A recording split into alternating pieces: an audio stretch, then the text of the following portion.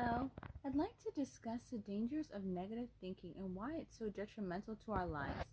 First of all, negative thinking is contagious.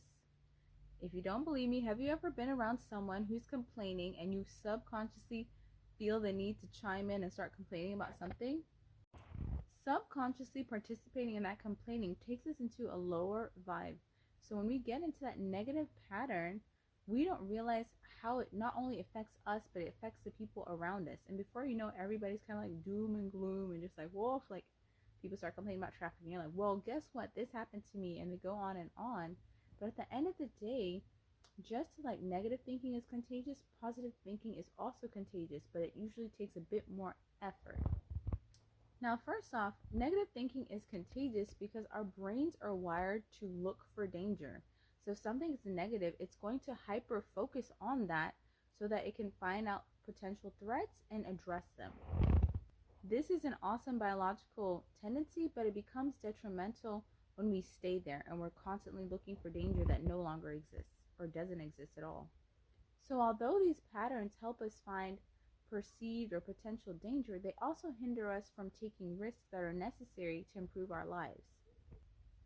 Oftentimes, the fears of those around us are just their own personal projections of their own personal limitations. And it's easy to get caught up and think if someone that you respect or love is afraid of something, you might think something's a bad idea, but it may not necessarily be a bad idea.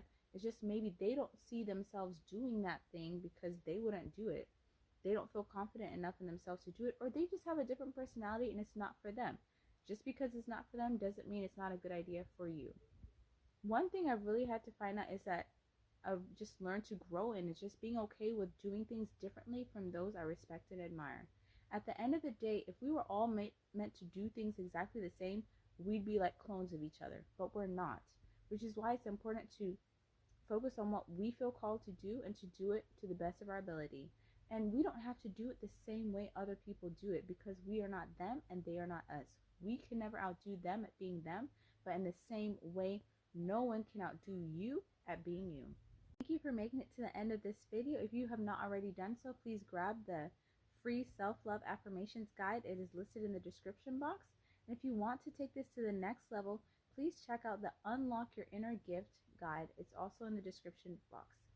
All right, have a wonderful day, and I look to see you in the next video. Bye-bye.